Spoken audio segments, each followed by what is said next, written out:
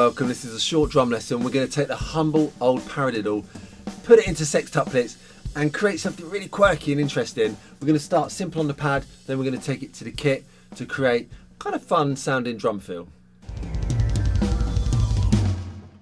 Okay, so we're going to start super simple. So we're going to learn this just using sticks, pad and a metronome. I'm going to use my phone app. So this is what I want you to do as well. I want to make this super accessible and easy.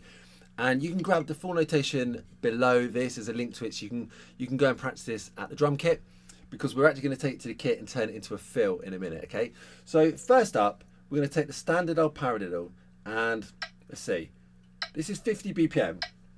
So this is slow. Obviously you can find your own speed, but this is just so that you can play along with me. So we're going to do 16th notes, 1 E and a 2 E and a 3 E and a 4 E and a right, left, right, right, left, right, left, left, right, left, right, right, left, right, left, left. Right, so you're familiar with this, I'm sure you are. And that's how you're probably used to playing this, right? So 16th notes, so there's 4 in a bar. Paradiddle is a 4-note pattern, right, left, right, right, and then left, right, left, left. So there's 4 in each beat. So that feels very natural for us. Now, if we take the same pattern and put that into sextuplets, it feels weird because we're playing a 4-note hand sticking pattern over a 6-note subdivision.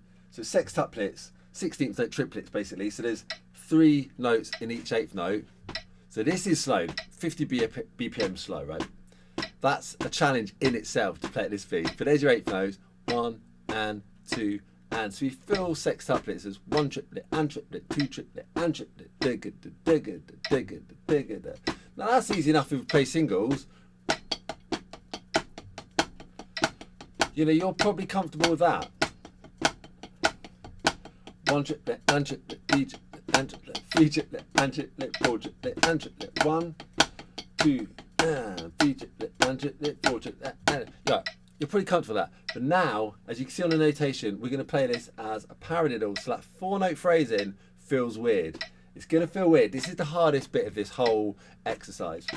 So spend the most time on this. Now, 50 BPM is slow, but you can go even slower if you want. So,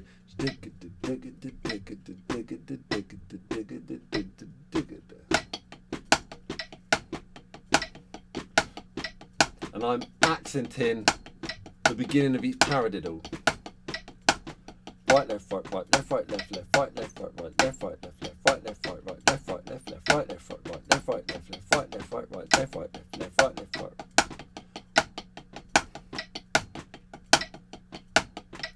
Okay, so that's it.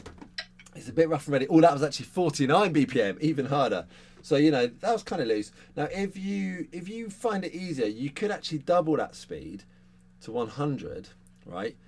And we're going to play at the same speed, but then it gives you the 8th note. So there's less space between each click. That can sometimes be easier. So we're still going 1 triplet and triplet, 2 triplet and triplet.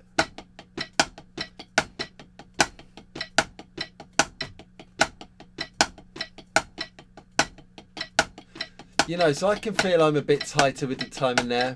There's just less space between each one. So that's an option you could use, right? So that is the sextuplet, the paradiddle over sextuplets. And as I say, that's the hardest thing we're doing here. That's really the essence of this lesson. Take as long as you need over that. If that completely messes your head up, don't worry. It's kind of supposed to. I want to challenge you a little bit. So if you've done it before and you're cool with it, then great, that's brilliant, well done. But for most people, if you haven't done it before, that will be tricky. So obviously feel free to watch the rest of this lesson to understand where we're going with this. But just, you know, it's cool if you need to come back and spend a lot of time on that one to get comfortable with it. I had to, most people do.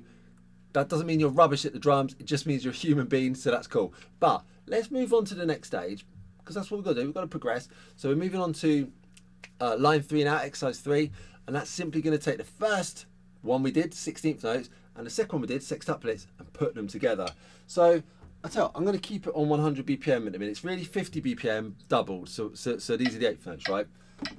So it's 1 and 2 and. So the first bar is going to go 1 E and a 2 E and a 3 E and. The second bar is going to go 1 triplet and triplet, 2 triplet and triplet, 3 triplet and triplet. So it's those shifts. Here it is, single stroke rolls, 3, 4, 1 triplet, and triplet, 2 triplet, and triplet, 3 triplet, and triplet, 4. You know, so you might want to start just doing singles just to get a feel for those time changes. That in itself can be a challenge, right? But now we're going to do it using the paradiddle. Always the paradiddle, the sticking doesn't change, just the rate at which we're playing. 16ths first, yeah. 3 and 4, E and a 1, E and a 2, 3, sextuplets. Back to 16ths, and a 2, E and a 3, E and a sextuplets. 16ths, sextuplets. 16ths.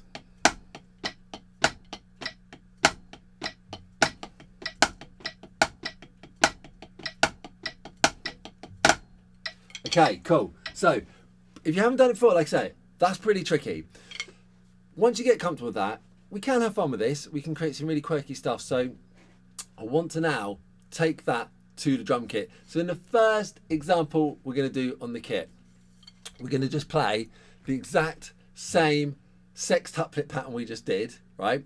Using the snare, say this is the snare as our home bass, and all we're going to do is move the right hand and the left hand, like the first note from each paradiddle, which we're going to play as an accent now. You can see on the sheet music there, that's an accent, which I've been doing anyway. I'm just feeling it like that. It's a bit easier and sounds a bit more interesting. But we're going to play those accents on different drums. And actually, you could just have fun moving that around. But I wanted to just give you one kind of set example that you could follow and read the notation and see me doing it. So we're going to go, as far as the accents going to go, we're going to go right hand on the floor tom, then we go left hand on the snare, right hand on the snare, left hand on the medium tom, right hand on the floor tom again, and ending with left hand on the snare.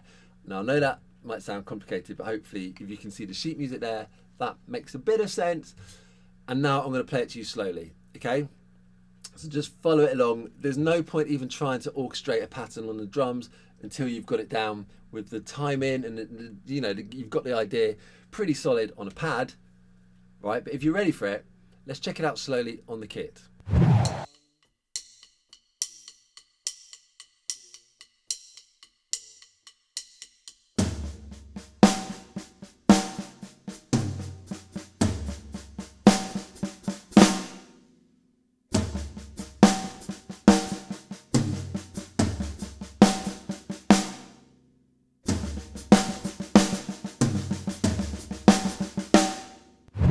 Okay, and then the final bit of this is just to play in sequence with a drum beat. So in terms of like the phrasing, this is what we did on the pad, the last example on the pad, when we played 16th notes, then sextuplets, 16th, then sextuplets.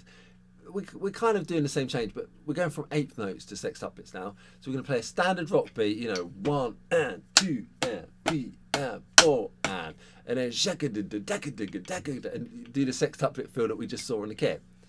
So the speed change is the same idea. It's from the straight 8th note feel into the sextuplets, right? But now it's a full drum beat and then it's the tom movements around the kit. So this really is only something to try once you've got the other bits ready on the pad, but let's check it out.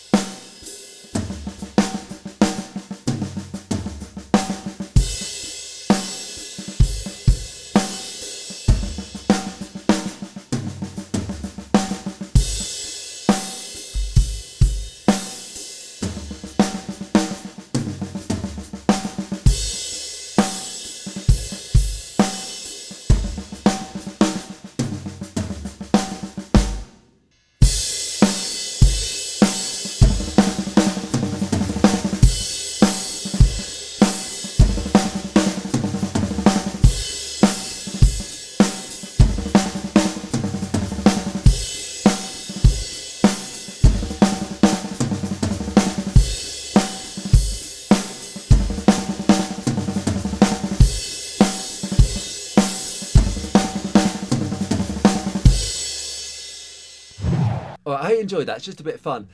Now you might think, well, all right, that's fun, Matt, but when am I going to use that? Well, you might not. You might not. But for me, it's enough that it's a challenge, and that's kind of fun for me. So I'm like, yeah, I want to work on this because it's tricky and it's different and it's interesting. That's enough for me to do it.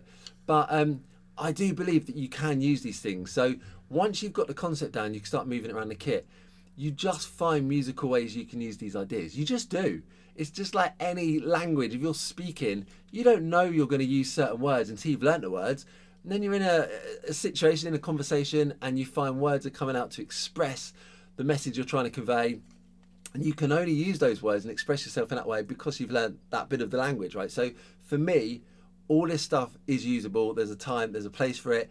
It's not something you want to bust out in the middle of a pop song because it might just throw everyone off and they might think, whoa, what are you doing?